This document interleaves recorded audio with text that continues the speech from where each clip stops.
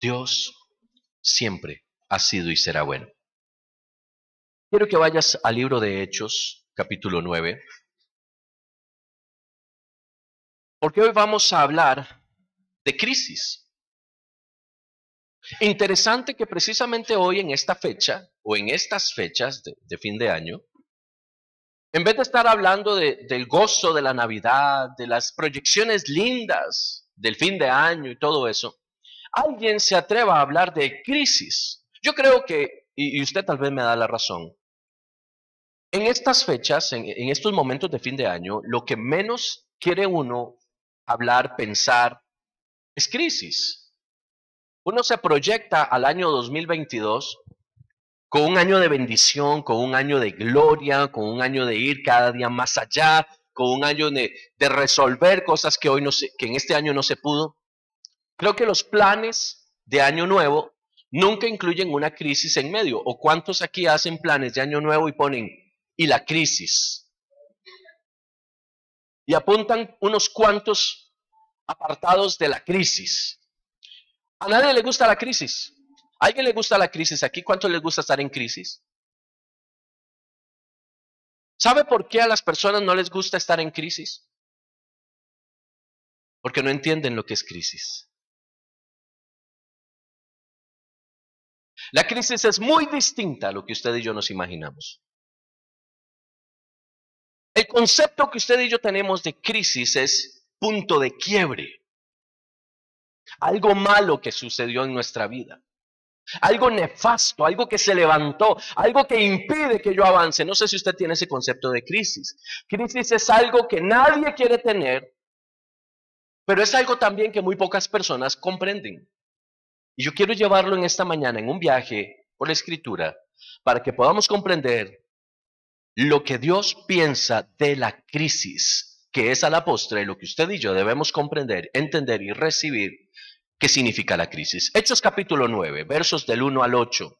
Encontramos la historia de la conversión de Saulo. Saulo, para que usted tenga un recuperar de la información, Saulo era un fariseo, importante hombre del Sanedrín en los tiempos de Jesús, posterior a los tiempos de Jesús.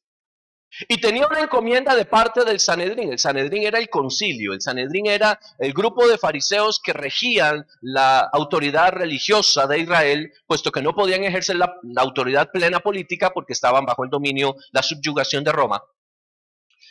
Pablo tenía el poder, la autoridad de ir a las distintas regiones de Israel con cartas en mano que le daban el poder para tomar prisioneros a todos aquellos que se denominaban seguidores del mensaje de Jesús.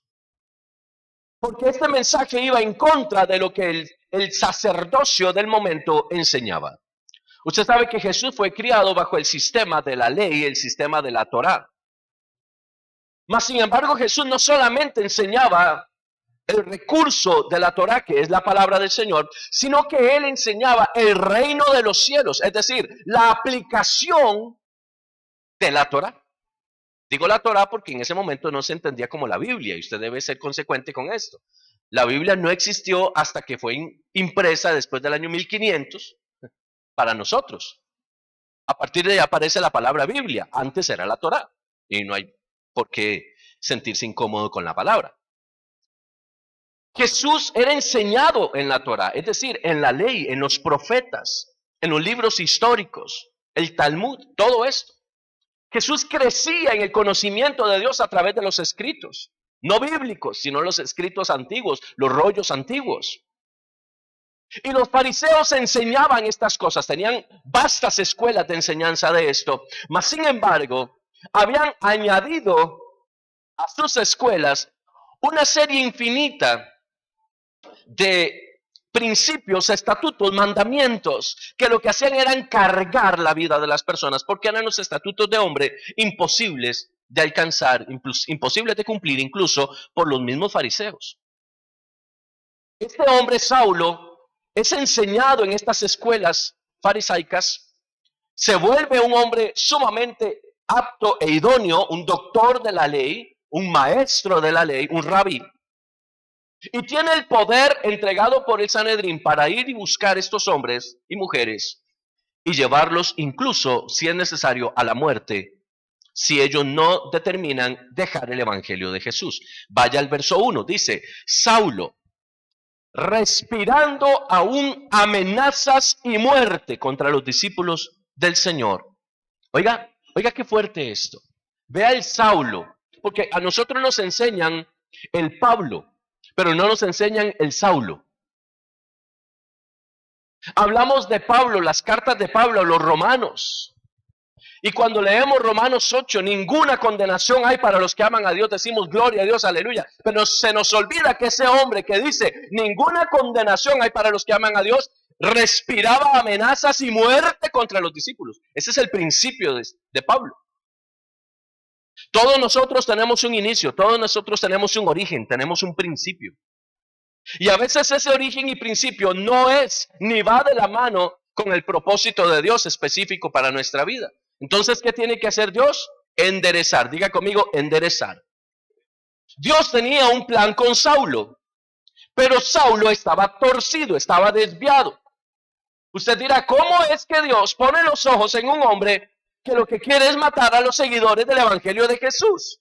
¿Cómo es que Dios tiene planes para alguien así? Bueno, porque Dios tiene planes que para nosotros son locura, pero para Él son simplemente el destino de lo que Él tiene para la vida de las personas. Dice la palabra que los pensamientos de Dios no son en nada comparables con los pensamientos nuestros. Dice la palabra que este hombre que respiraba amenazas y muerte vino al sumo sacerdote. Oiga lo que hace. Y le pidió cartas. Escuche esto. El Sanedrín no le entregó cartas a Saulo. Saulo pidió las cartas. Vea lo que había en el corazón de Saulo. Y aquí es donde yo quiero que usted se empiece a centrar. No es que el Sanedrín busca a Saulo y le dice, Saulo, tenemos un problema con los que siguen a Jesús. Queremos que tú vayas y los persigas. No. Es Saulo el que llega al Sanedrín y le dice, yo respiro muerte para esta gente. Yo quiero llevarlos a la muerte a cada uno de ellos. Y dice, denme cartas para ir a las sinagogas de Damasco, a fin de que si hallase algunos hombres o mujeres de este camino, y cuando dice de este camino está hablando de discípulos de Jesús, los trajese presos a Jerusalén. Él está pensando en ir y montar una cacería. Algo más conocido para nosotros sería una depuración, quizás un holocausto, quizás una inquisición. En el mundo se han dado muchas persecuciones, pero esta particularmente tiene un desenlace absoluto y totalmente inesperado.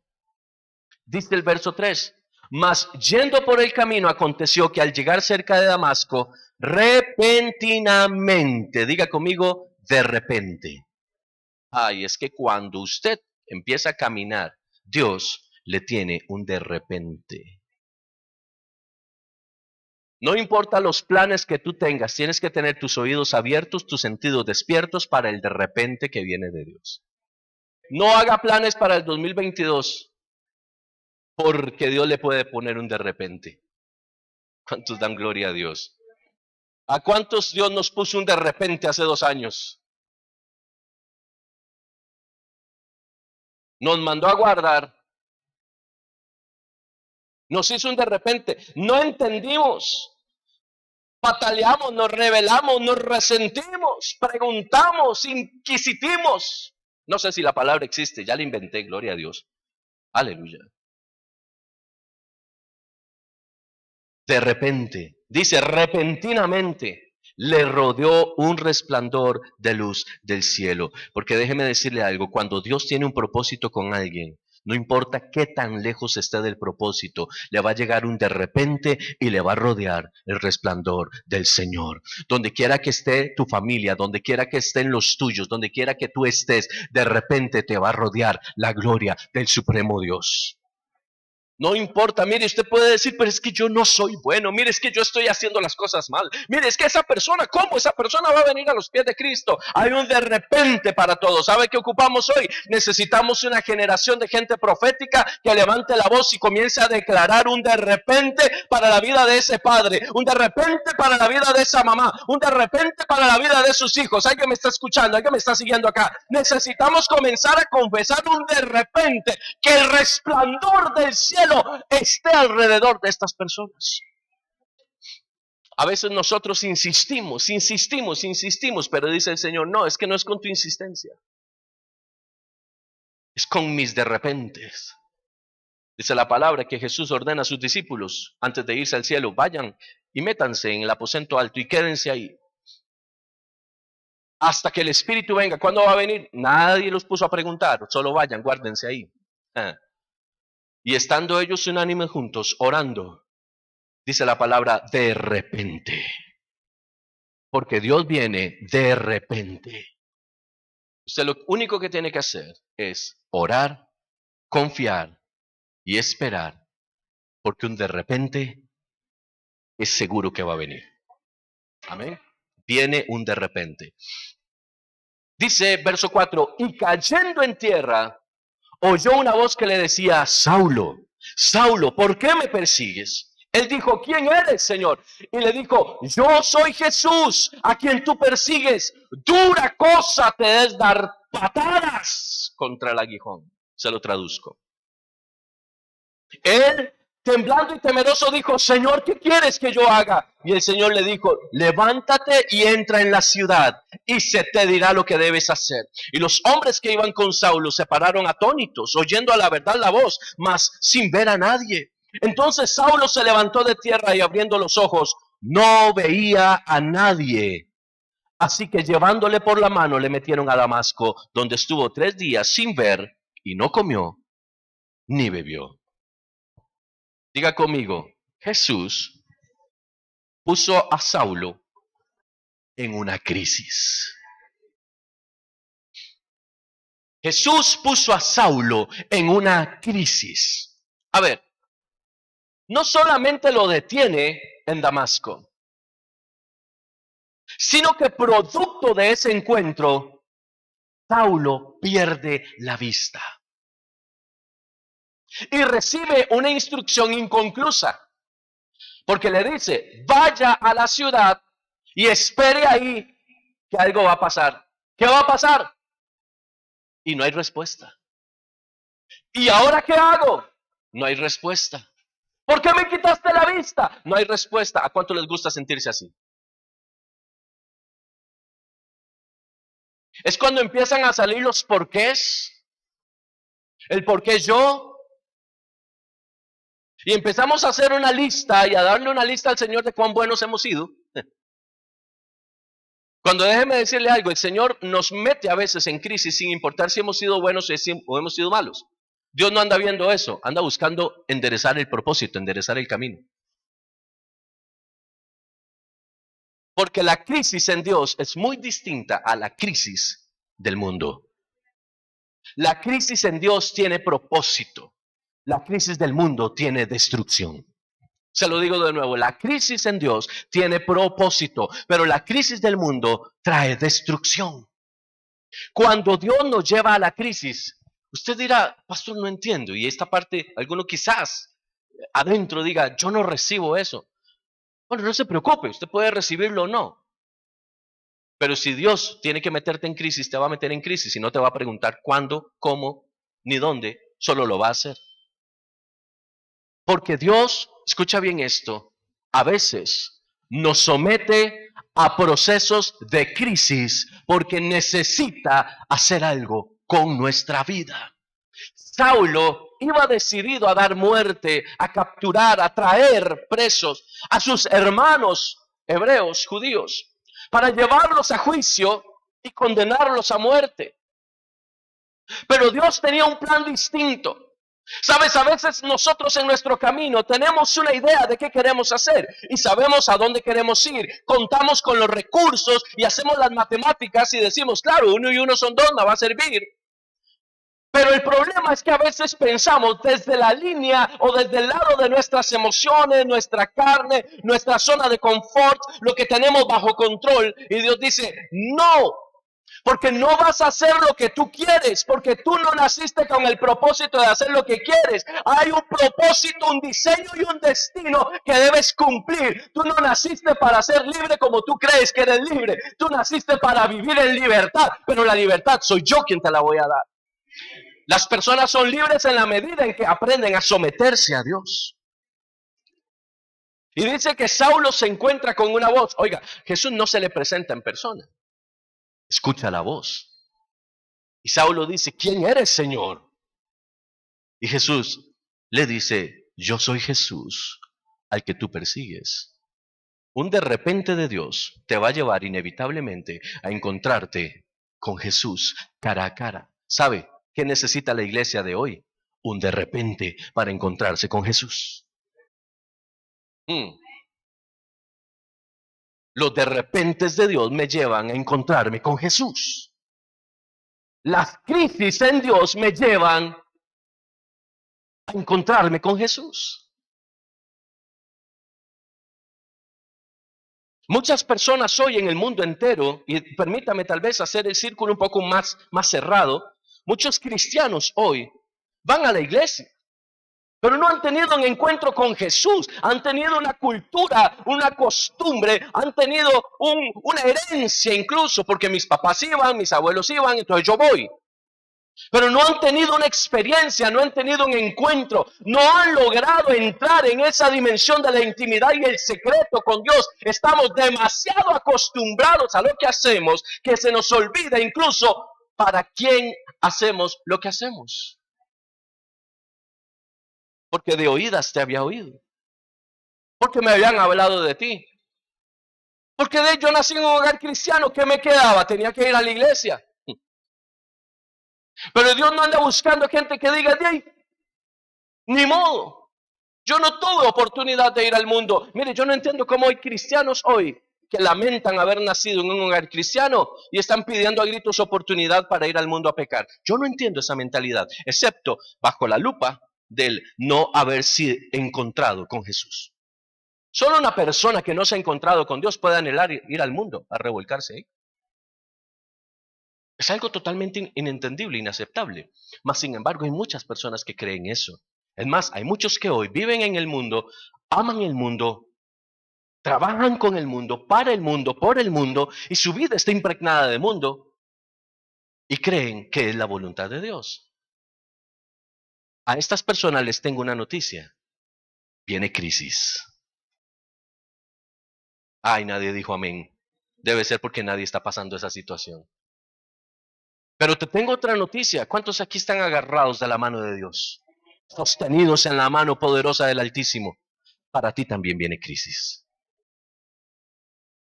Porque la crisis, diga conmigo, la crisis me liga al propósito. La crisis me liga al propósito. Para entender la palabra crisis es necesario ir al hebreo, porque es la lengua que me da una mayor amplitud en el significado de lo que esta palabra quiere transmitir. La palabra en hebreo para crisis es mashber. Mashber. Oiga todo lo que esta palabra significa. Rotura, rompimiento. Viene de la raíz hebrea shabar, que significa derribar, desgajar, deshacer, desmenuzar, ¿cuántos dan gloria a Dios? Despedazar, destrozar, destruir, ¿cuántos siguen dando gloria a Dios? Estropear, fracturar, humillar, ¿cuántos levantan las manos y dicen, aquí estoy, Señor? Cada vez fueron menos los amenes. Mitigar, moler, partir. Pastor, párele. Va a seguir, pastor. Viene fin de año. Me dejó una. ¿Cuántos dan gloria a Dios? Porque Dios nos va a derribar, a desgajar, a deshacer, a desmenuzar, a despedazar, a destrozar, a destruir, a estropear, a fracturar, a humillar, a mitigar, a moler, a partir, a quebrantar, a quebrar, a romper. Pero también significa engendrar y establecer.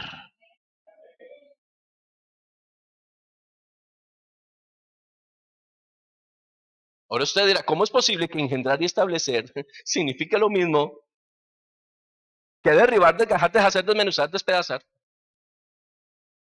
Porque en Dios todo tiene propósito. La palabra de hoy es propósito. Crisis igual propósito. Porque Dios te mete en crisis para engendrarte y para establecerte. La crisis, el rompimiento, la rotura, la fractura, esa humillación en la cual Dios nos mete, tiene como propósito engendrarnos y establecernos en el destino profético que Dios tiene para nuestra vida. La crisis en Dios no es el diseño de muerte al que nosotros hemos sido enseñados y el cual nosotros no queremos recibir en nuestra vida, sino huir de él. Dios nos dice, te meteré en una crisis para romper todo lo que en ti hay, para fracturar todo lo que en ti hay, que yo no he puesto. Todo lo que hay en ti, que yo no puse, debe ser deshecho, desmenuzado, despedazado, destrozado, destruido. Alguien me está siguiendo acá, porque es necesario que te engendre y después de que te engendre, es necesario que te establezca. Entonces la crisis viene a mi vida con el propósito de ser engendrado en Dios y establecido por Dios. Ahora note esto. Crisis significa rompimiento, pero en el hebreo también significa solución. Diga conmigo, la crisis significa rompimiento, pero también significa solución. Ahora usted me puede decir, pastor, ahora sí, a ver, barájeme esta porque es algo parecido a no entender cómo es que Saprissa no fue campeón este año. Algo que no se logra entender. ¿Amén? Los de la liga no tienen nada que decir, ellos están acostumbrados a eso. Gloria a Dios. Le voy a dar más de un aleluya. Qué crisis, ¿verdad? Gloria a Dios. Voy a darle 3 específicamente formas en la palabra en la cual mashber o crisis se representa para que usted pueda comprender de qué estamos hablando. Éxodo capítulo 32 y verso 19, por favor. Búsquelo lo más rápido que usted pueda. Éxodo capítulo 32 y verso 19.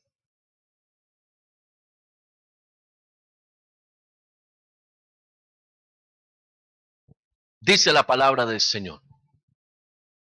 Y aconteció que cuando él, está hablando de Moisés, llegó al campamento y vio el becerro y las danzas, ardió la ira de Moisés y arrojó las tablas de sus manos y las quebró. Diga conmigo, las quebró al pie del monte. Diga otra vez, las quebró.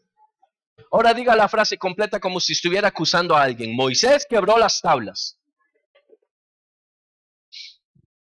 Moisés quebró las tablas. Escucha porque en el hebreo dice de esta forma. Vaishaberotam takathar. Aleluya. Espero le haya quedado claro.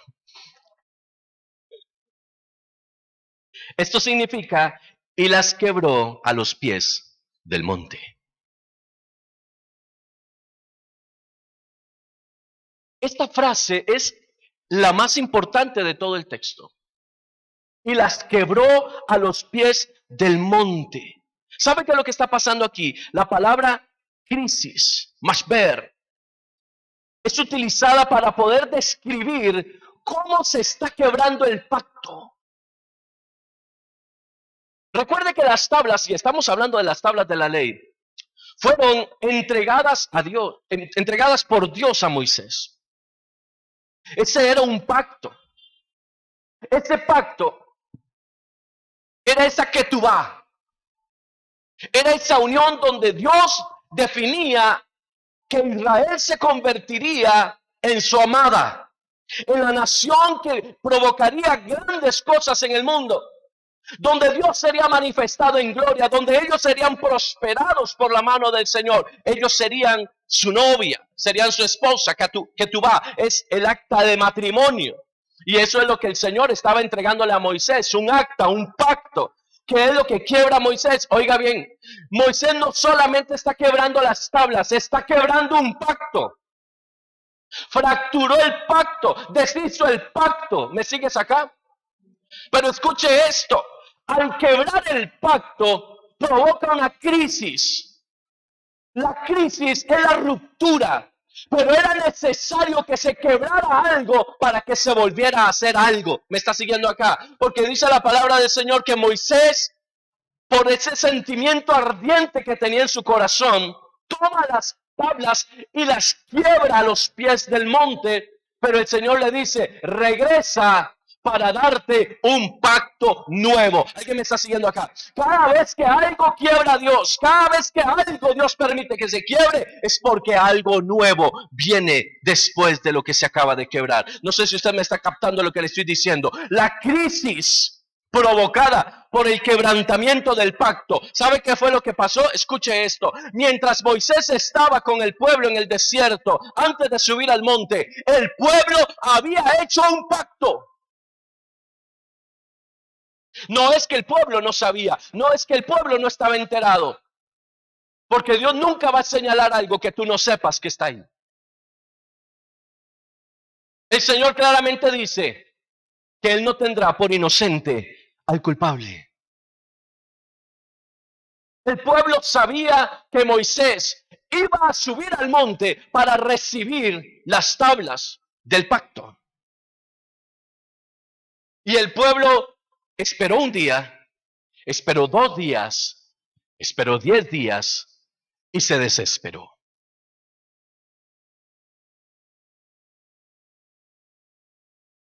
La crisis del mundo tocó el corazón del pueblo de Israel. Moisés nos sacó de Egipto. Moisés se fue. Moisés nos abandonó. ¿Qué hacemos ahora? No tenemos un Dios, no tenemos nada. Y empezó a aflorar la crisis en el corazón de esta gente, pero no una crisis provocada por Dios, sino una crisis provocada por su costumbre esclavizada anterior. Su mentalidad de esclavo lo llevó a un punto de crisis a Israel, donde lo único que tenían ellos, en vez de confiar en Dios, era confiar en lo que ellos tenían a la mano, en lo que ellos habían enseñado generación a generación para hacer en el momento de la crisis. ¿Qué era lo que estaban acostumbrados a hacer? Hagámonos un becerro.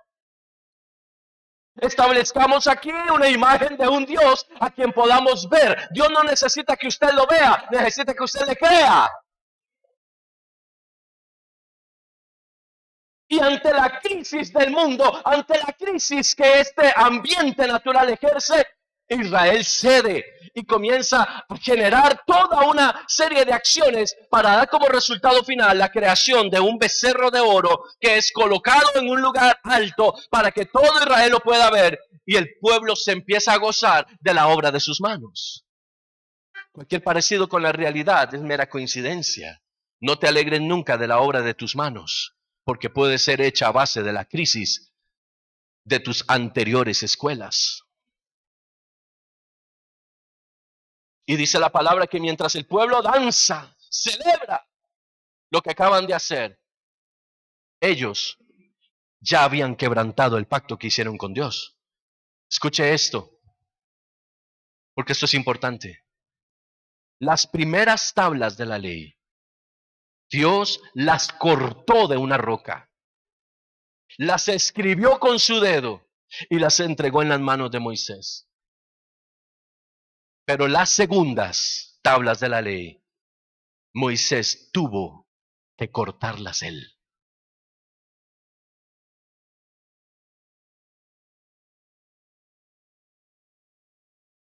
¿Sabe qué significa esto? El diseño de Dios era: yo hago pacto contigo, yo entrego todo lo que soy a ti y entro en pacto contigo. Pero el pueblo rompe el pacto. Por eso Moisés toma las tablas y las rompe. Es que todo es profético.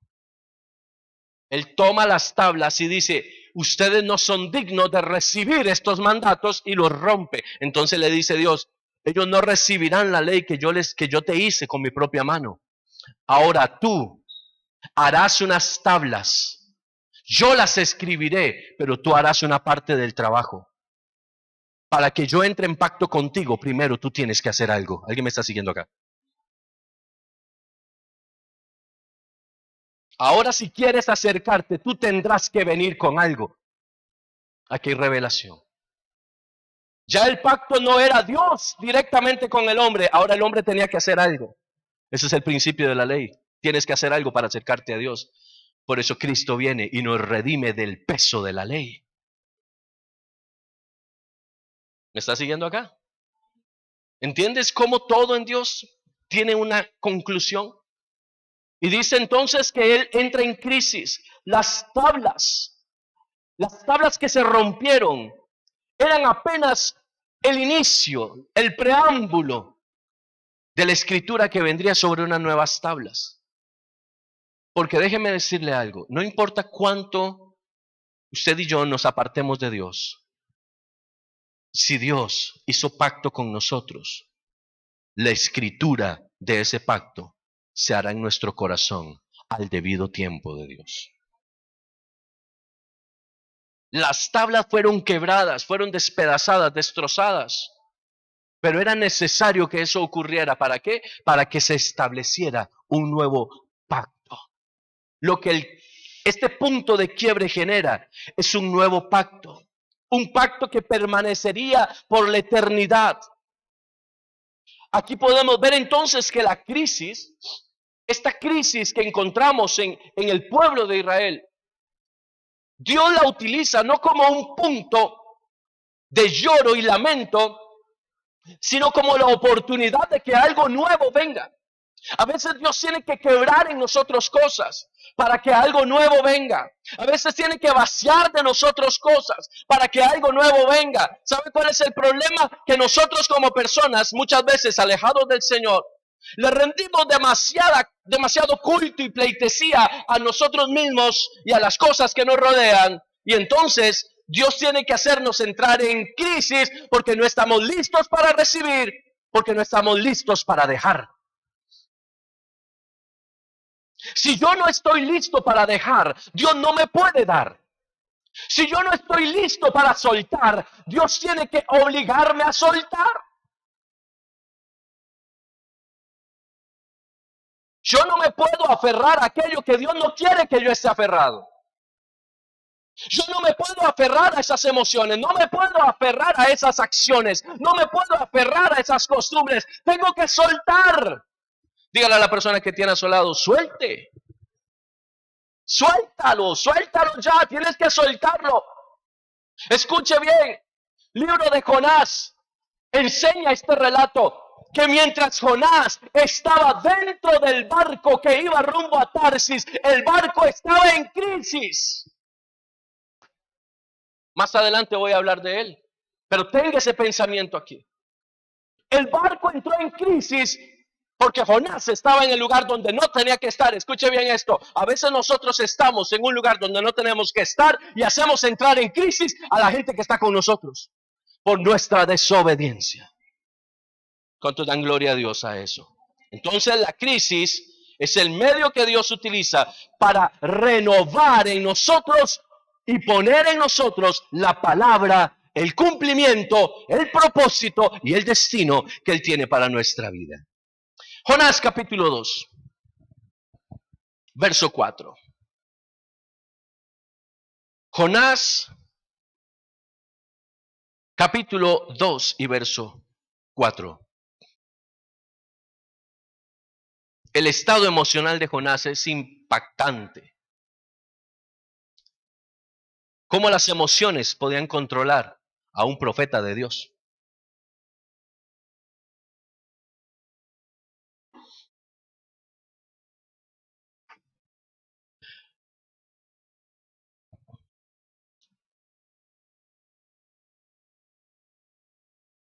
Entonces dije, desechado soy de delante de tus ojos, mas aún veré tu santo templo. Verso siguiente. Las aguas me rodearon hasta el alma, rodeóme el abismo, el alga se enredó a mi cabeza. Esta oración, aquí no encuentra usted la palabra crisis como tal, sin embargo vea lo que dice el hebreo, dice, Nahar y subebeni, kol misbareja, bejaleja alay abaru.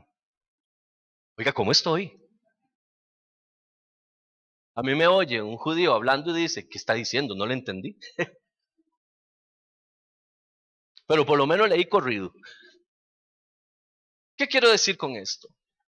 Esta frase es la traducción de me rodearon las aguas, todas las ondas y las olas cayeron sobre mí. Aquí encontramos una crisis distinta a la crisis de Moisés. Porque la crisis de Jonás es el agobio, el peso de lo que a veces nos hunde. ¿Cuántas cosas vienen sobre nosotros? Y sentimos que ya no podemos más, que ya no podemos caminar, que se nos sale de las manos. En buen francés es el gorila que sentimos sobre los hombros. ¿Cuántos se han sentido así este año? Hay momentos donde nos sentimos así. El agobio, el peso, la carga de lo cotidiano, el estrés de lo urgente. Un estado de abatimiento donde nos falta el aire. Decimos, Señor, ya no puedo más, ya no soporto más, ya no aguanto más, es demasiado para mí. ¿Por qué no veo la luz? Y el Señor dice, porque es necesario que la crisis te quiebre para poderte engendrar. Los hijos son engendrados a través de la crisis. Los hijos son engendrados a través de la crisis. Escuche esto. Cuando en silencio notamos cómo lentamente la realidad nos arrastra. Conocemos como Jonás el peso y las consecuencias del aislamiento y la soledad. ¿Cuántos han entendido eso? Ahora escuche bien. Dios tiene un propósito para Jonás. ¿Cuántos sabían que Dios tenía un propósito para Jonás? ¿Cuántos han leído la historia de Jonás? Jonás no le hizo caso a la palabra de Dios. ¿Se acuerda? Por eso al mar profundo. Ya se me olvidó cómo iba, pero la gente lo tiró. Y vino un pez muy grande y ¡pum! Se lo tragó. ¿Por qué no le hizo caso a la palabra de Dios? Pero no cuentan qué pasó después, o sea, lo dejan ahí ahogado. Lo dejan listo para la foto, el pobre Jonás nunca salió de la boca del pez. Jonás tenía propósito, tenía destino, tenía una comisión de Dios, una asignación. Sígame acá. La orden de Dios era, levántate y ve a Nínive, capital de los asirios, la ciudad más corrupta, más bélica que puede existir en la faz de la tierra, y predícales a ellos y diles que yo voy a castigar su maldad. Y Jonás dice, con mucho gusto, pero como dijo Melquiades, huyamos por la izquierda. Y en vez de tomar un barco que lo llevara a Nínive, tomó otro que lo llevara a la costa sur de España. Estamos hablando de que de Turquía a la derecha de Israel está saliendo hacia la izquierda, hacia las costas de la península ibérica. Es decir, totalmente al otro lado. Totalmente al otro lado, al otro extremo se fue. Es como que Dios le diga a usted, necesito que vayas a predicar a Panamá y usted diga a los Estados Unidos, algo así. Dice que Jonás tenía llamado, propósito, destino, asignación, pero no tenía el corazón listo. Tú puedes tener propósito, destino, llamado y asignación, pero si tu corazón no está en la sintonía con Dios, vas a entrar en crisis, porque la crisis te va a poner de nuevo en el camino de Dios. Dice que él paga su tiquete para Nínive, se monta al barco, zarpan y en medio del mar, donde ya no hay opción, se viene la tormenta más fiera que se puede usted imaginar. Y mientras Jonás está escondido, durmiendo, que más que durmiendo yo puedo determinar que estaba totalmente chocado, estaba en pánico, los hombres de la cubierta empiezan a echar suertes a ver qué será lo que está pasando. Porque ellos dicen, esto no es normal. Oiga, la gente que estaba ahí sabía que lo que estaba pasando no era normal. Y comienzan a echar suertes a decir, ¿quién se montó aquí que nos está llevando de pique? Y la suerte dice, cayó sobre Jonás. Y entonces Jonás tiene que reconocer, sí, lo que está pasando es porque yo soy un profeta. Y Dios me dijo que fuera a Nínive, pero yo desobedecí y voy para Tarsis. Y ellos se enojan y le dicen, pero ¿cómo es posible que hicieras esto? Nos vamos a morir. Entonces Jonás se pone la túnica del Salvador y dice, tírenme al mar, yo moriré por todos. Y Jonás creyó que con eso iba a salvar a todo. Pero déjeme decirle algo, no importa lo que usted haga, la crisis no es la que usted se ponga, es la que Dios tiene para usted. Porque tu crisis te va a llevar a tu destino. Y el destino de Jonás no era tirarse al mar y ahogarse, era tirarse al mar para ser llevado VIP, comiendo alganori, a Nínive. Escúcheme bien, la crisis te va a someter a un profundo abismo. La crisis en Dios te va a colocar muchas veces en un lugar donde no quieres estar. Va a hacer que las algas se enreden en tu cabeza, ¿sabe? Eso tiene que ver con un montón de pensamientos de crisis que hay ahí. ¿Por qué? ¿Para qué? ¿De qué? ¿Solo yo? ¿Solo a mí? Pero aunque seas lleno de vómito, a la playa de Nínive, ahí llegarás. Usted escoge el camino. O vas a Nínive por tus propios medios, o Dios te lleva por los suyos, primero quebrantando tu orgullo, quebrantando tu... ¿Me está siguiendo acá? ¿Qué fue lo que hizo Dios con Jonás? Lo quebrantó. Le dio un ubicatex. Le dijo, no es como tú quieres ni cuando tú quieres, es porque yo tengo tu destino en mis manos y tú no te vas a morir. Oiga, es que esto es lindo en Dios. Tú no te vas a morir hasta que cumplas lo que yo determiné contigo. Mire, usted puede patalear todo lo que usted quiera, pero si Dios tiene un llamado para usted, mejor póngase livianito, póngase suavecito, pídele a Dios doble dosis de anestesia y déjese llevar en las manos del Señor. Porque si usted elige con anestesia o sin anestesia, y con anestesia es mejor.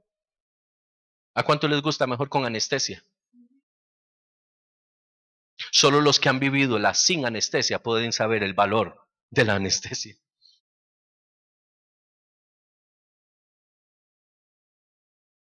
La crisis en Dios me lleva a ser transformado de una forma a veces violenta.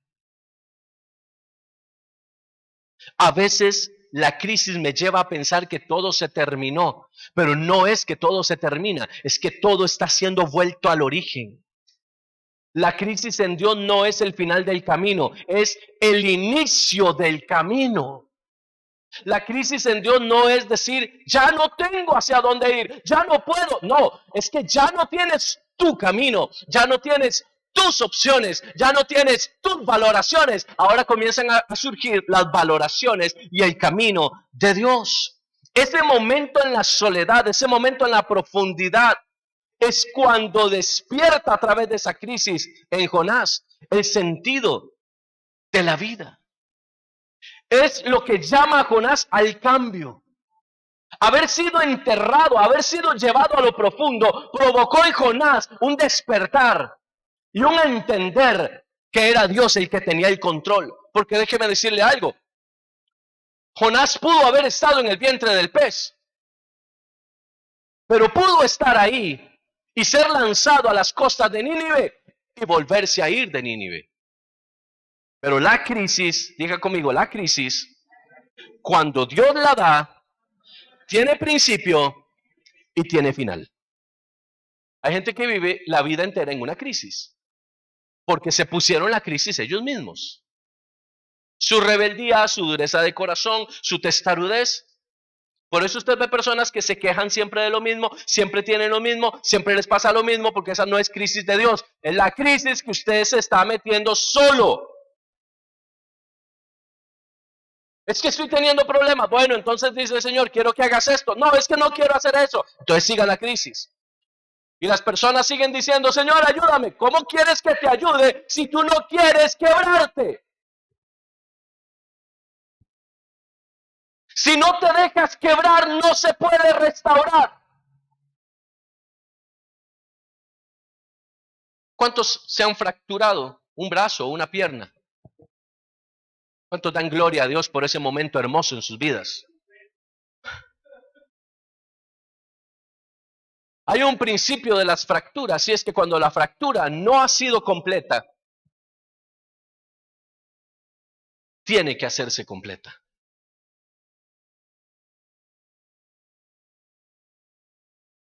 Si el hueso no ha sido totalmente roto, sino que está así a medio romper, ¿qué es lo que usted quiere que pase?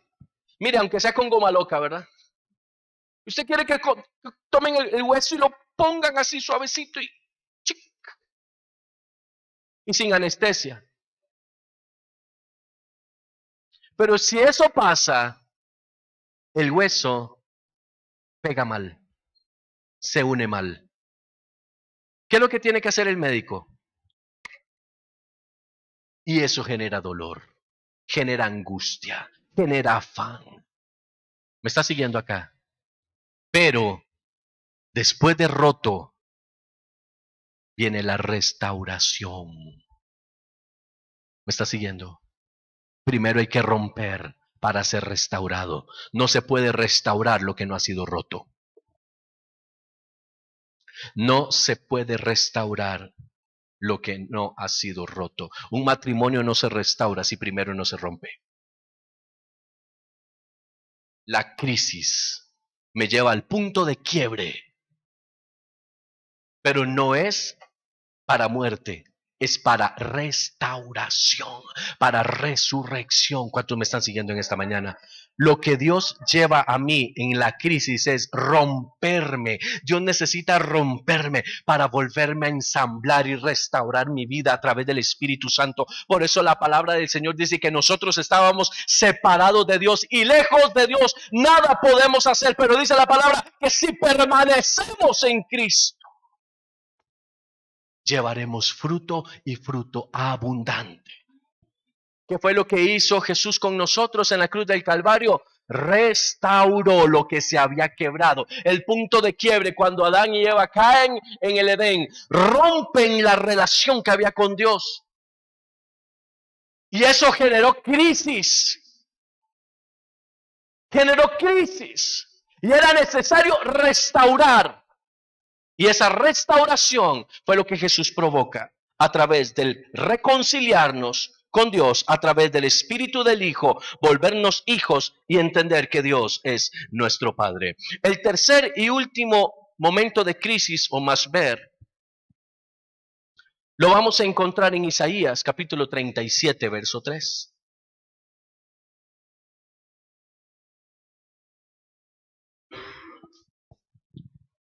Isaías 37, verso 3.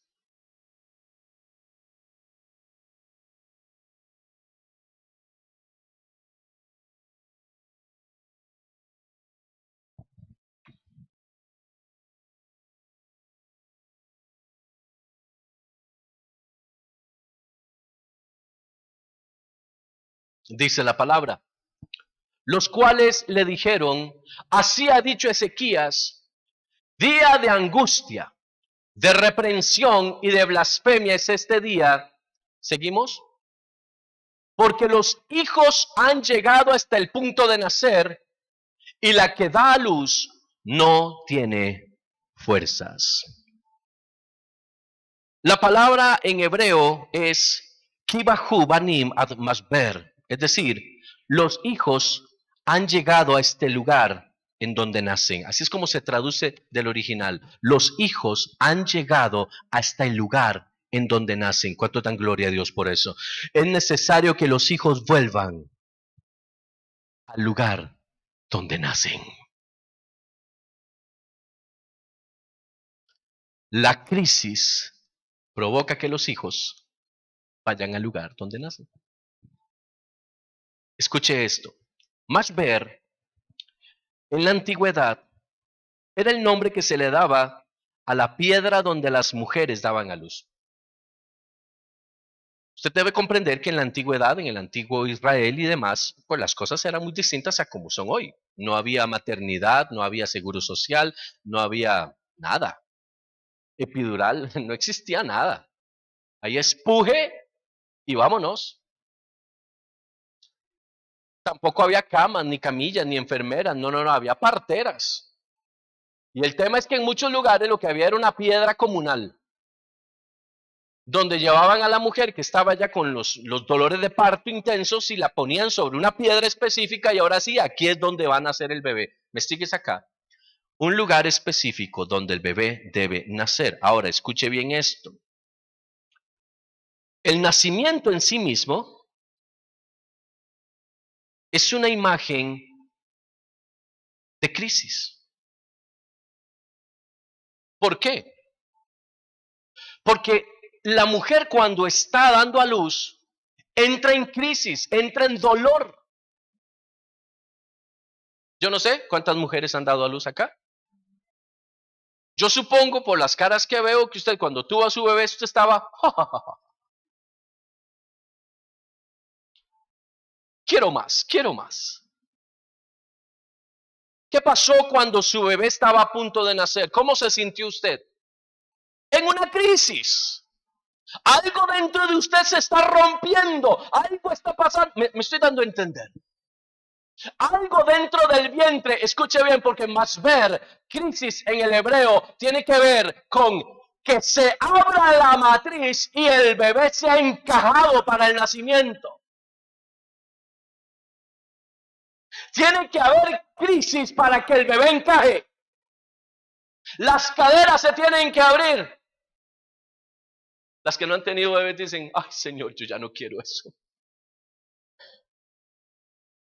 Tiene que haber un momento de crisis en el vientre. ¿Alguien me sigue? Tiene que haber crisis en el vientre para que el bebé pueda nacer. No se puede engendrar si antes el vientre no se abre. Rompimiento, fractura. La crisis hace que todo se acomode para el nacimiento de lo que está por venir. Pero déjeme decirle algo. La solución para la crisis es la misma crisis. A ver, ¿cómo se quita el dolor del parto? Con el parto.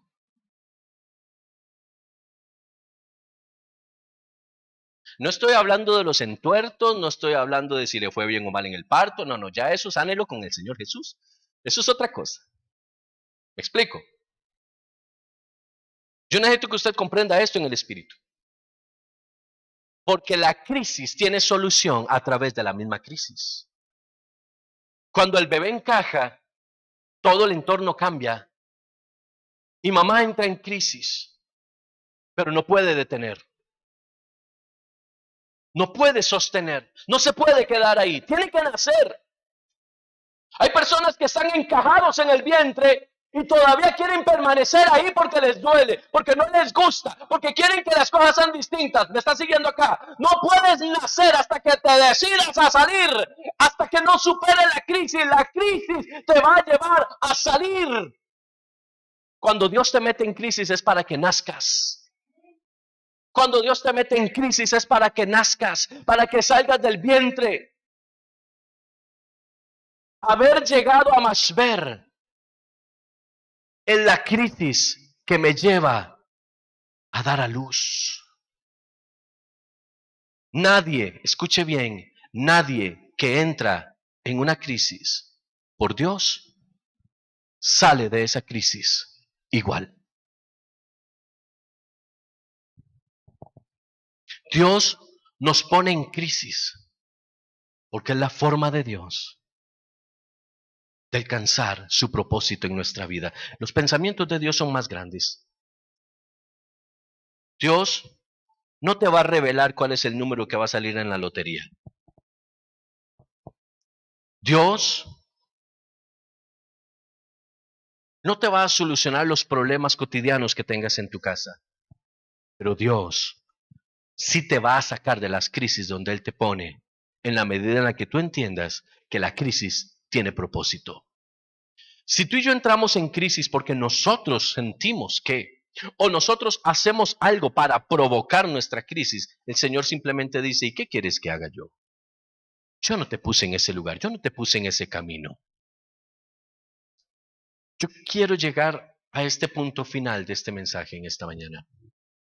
En el año 2022, necesitas entrar en una crisis. Necesitas entrar en la mesa del parto. Tienes que salir de zona de confort. Tienes que salir ya de lo cotidiano, de lo viejo, de lo añejo. Tienes que salir ya de la religiosidad. Tienes que decidirte a entrar en la mesa del parto, el lugar donde el nacimiento se da. Tienes que dejar de creer que no, este año va a ser diferente. No, todo va bien. No todo va bien. Todo irá bien cuando te encamines en el propósito. Tú puedes tener la profesión que tú quieras, dedicarte a lo que tú quieras, pero Dios tiene un propósito contigo y te va a llevar al cumplimiento de ese propósito. Tu matrimonio, tu trabajo, tu emprendimiento, lo que tú hagas, tiene un propósito. Y Dios tiene destinado para ti algo bueno, grande, maravilloso en el 2022. Pero eso no va a venir hasta que tú te acuestes en la mesa del parto. Porque es necesario que el bebé nazca. Es necesario que ya haya un rompimiento. Es necesario que comprendas, por favor te digo esto en el amor del Señor, que ya es tiempo de que te rompas.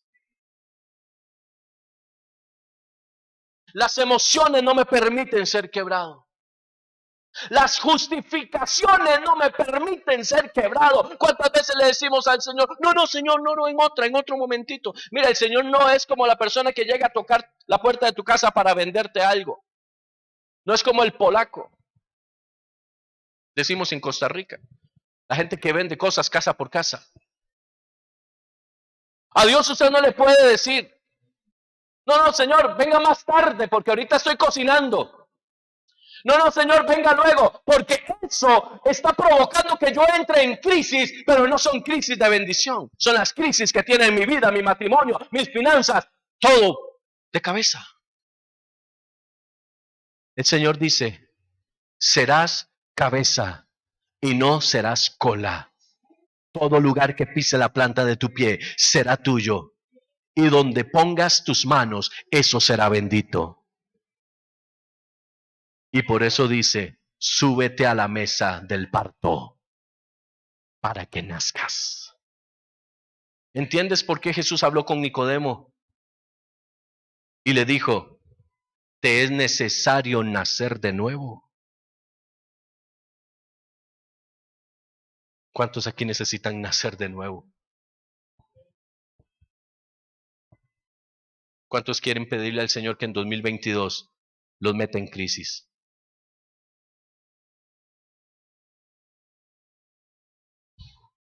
Las crisis de Dios, la exportación de los hijos del rey. Y hay muchos otros ejemplos que podemos tomar sobre la crisis. Pero yo creo que usted, haciendo un análisis propio, personal, puede darse cuenta de cuántas veces Dios te ha puesto en crisis. A veces personas nos delatan de lo que hacemos. A veces situaciones se dan y, como decimos comúnmente, nos caímos. Y a veces nos molestamos, nos enojamos porque cosas se dan. Pero déjeme decirle algo. Eso se llama rompimiento. Es necesario caerse para poder levantarse. es necesario romperse, porque somos barro en las manos del alfarero. Y el alfarero, si no está contento con la obra de sus manos, la vuelve a hacer y la vuelve a hacer. Porque el Señor claramente le dice a Ezequiel, dirá el barro al alfarero, no me formes como tú quieres. ¿Cuántos saben que el alfarero es el que tiene el control? Y mi crisis no es mi crisis. La crisis de Dios que me rompe es la misma crisis que me está madurando, que me está procesando, que me está preparando para que se me entregue lo grande y maravilloso. Cosas que ojo no vio, ni oído oyó, son las que Dios tiene preparadas para todos aquellos que le aman. ¿Comprendes ahora sí el proceso de la crisis? Es necesario que primero seamos rotos, que primero seamos fracturados en nuestras emociones, en nuestro espíritu quizás, para que lo bueno de Dios venga sobre nuestra vida. Levante sus manos. Padre, en el nombre de Jesús, yo oro para que esta palabra sea revelada sobre cada persona, para que podamos comprender que la crisis, tu crisis, la crisis en la que tú nos pones, es una crisis de bendición, de restauración. Es una crisis que nos acerca al propósito, al destino que hay para nuestra vida. Señor, prepáranos para la crisis. Prepáranos para el tiempo difícil. Porque no sabemos cómo, cuándo, dónde. No sabemos nada al respecto, excepto que puede venir el momento y necesitamos apercibirnos, estar entendidos de lo necesario de la crisis. Tus crisis no son muerte, no son destrucción. Tus crisis son romper para volver a hacer.